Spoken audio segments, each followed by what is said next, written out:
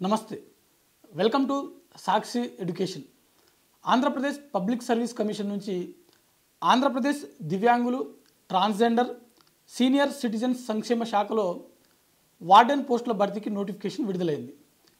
ఈ నేపథ్యంలో ఈ పోస్టులకు కావాల్సినటువంటి విద్యార్హతలు ఏంటి, ఈ పోస్టులకు కావాల్సినటువంటి ఏజ్ లిమిట్, దాంతో పాటుగా ఈ పోస్టుల యొక్క ఎంపిక ప్రక్రియ ఏ విధంగా ఉంటుంది అనే దాని గురించి ఈ వీడియోలో పూర్తిగా తెలుసుకునేటువంటి ప్రయత్నం చేద్దాం।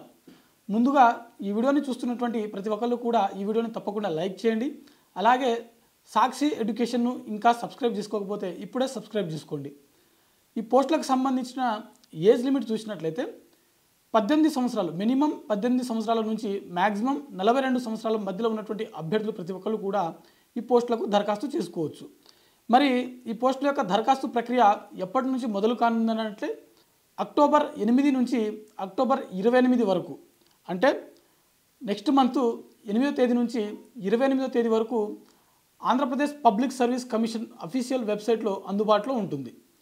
దీనికి సంబంధించినటువంటి విద్యార్హతలు చూసినట్లయితే అభ్యర్థి తప్పనిసరిగా ఏదైనా బ్యాచిలర్ డిగ్రీతో పాటు BEd bachelor of education course అనేది కంప్లీట్ చేసి ఉండాలి। అంటే డిగ్రీతో పాటు బీఎడ్ అనేది కంపల్సరీగా అభ్యర్థి పూర్తి చేసి ఉండాలి। ఎంఏ సోషల్ వర్క్ లేదా ఎంఏ సోషియాలజీలో పట్టా ఉంటే కూడా ఈ పోస్టులకు దరఖాస్తు చేసుకోవచ్చు। మరి ఈ పోస్టుల యొక్క ఎంపిక ప్రక్రియ ఏ విధంగా ఉంటుంది అని చూసినట్లయితే ముందుగా ఎగ్జామ్ అనేది పెట్టడం జరుగుతుంది। ఆ తర్వాత కంప్యూటర్ నాలెడ్జ్ టెస్ట్ అనేది నిర్వహించడం జరుగుతుంది। ఆ తర్వాత సర్టిఫికేట్ వెరిఫికేషన్, తర్వాత ఫైనల్గా మనకు మెరిట్ జాబితా అనేది రిలీజ్ చేయడం జరుగుతుంది।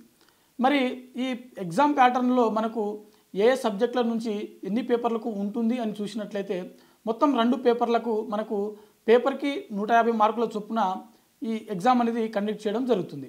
పేపర్ 1 చూసినట్లయితే జనరల్ స్టడీస్ మరియు మెంటల్ అబిలిటీ, పేపర్ 2 చూసినట్లయితే మనకి కామన్ సబ్జెక్ట్, అది కూడా ఎడ్యుకేషన్ సంబంధించినటువంటి సబ్జెక్ట్ ఏదైతే ఉందో ఆ సబ్జెక్ట్ నుంచి మనకు ప్రశ్నలు అనేది రావడం జరుగుతుంది। పేపర్ 1లో 150 ప్రశ్నలకు గాను 150 మార్కులు ఇవ్వడం జరిగింది। పేపర్ 2లో కూడా మనకి 150 ప్రశ్నలకు గాను 150 మార్కులు కేటాయించడం జరిగింది। అభ్యర్థులు గమనించవలసినటువంటి విషయం ఏంటంటే ఈ 2 పేపర్లలో కూడా నెగిటివ్ విధానం అనేది ఇంప్లిమెంట్ చేయడం జరుగుతుంది। అయితే సిలబస్ ఒకసారి చూసినట్లయితే పేపర్ 1 జనరల్ స్టడీస్ మరియు మెంటల్ అబిలిటీకి సంబంధించినటువంటి సబ్జెక్టులు చూసినట్లయితే మనకు ఇండియన్ హిస్టరీ, ఆంధ్రప్రదేశ్ హిస్టరీ మరియు కల్చర్, దాంతోపాటుగా ఇండియన్ జాగ్రఫీ, ఆంధ్రప్రదేశ్ జాగ్రఫీ, అదేవిధంగా ఇండియన్ పాలిటీ, అదేవిధంగా ఇండియన్ ఎకానమీ మరియు ఆంధ్రప్రదేశ్ ఎకానమీ, యూనియన్ బడ్జెట్తో పాటు స్టేట్ బడ్జెట్ కూడా అందులోనే మనము చదువుకోవాల్సి ఉంటుంది। అదేవిధంగా రీజనింగ్ మరియు మెంటల్ అబిలిటీ అనేది మనం తప్పకుండా చదువుకోవాల్సి ఉంటుంది। అభ్యర్థులు మరీ ముఖ్యంగా ఫోకస్ చేయాల్సినటువంటి సబ్జెక్ట్ ఏంటంటే కరెంట్ అఫైర్స్। ఈ ఎగ్జామ్ జరిగే నాటికి ముందు కనీసం 1 సంవత్సరం పాటు కరెంట్ అఫైర్స్ పైన అభ్యర్థికి పట్టు ఉండాల్సి ఉంటుంది। పేపర్ 2 చూసినట్లయితే ఎడ్యుకేషన్ సంబంధించినటువంటి సిలబస్ ఏదైతే ఉందో బ్యాచిలర్ ఆఫ్ ఎడ్యుకేషన్ సంబంధించినటువంటి సిలబస్ నుంచి ఎక్కువగా ప్రశ్నలు అడిగేటువంటి అవకాశం ఉంది। ఆ తర్వాత మనకు కంప్యూటర్ నాలెడ్జ్ టెస్ట్, ఎవరైతే అభ్యర్థులు ఈ 2 పేపర్లకు అటెండ్ అవుతారో వారికి గంట సమయంలో 100 మార్కులకు గాను కంప్యూటర్ నాలెడ్జ్ టెస్ట్ అనేది నిర్వహించడం జరుగుతుంది। ఇది ఇయాల్టి వీడియో। మరిన్ని జాబ్ అప్డేట్స్ కోసం చూస్తూనే ఉండండి Sakshi education. Thanks for watching, thank you all.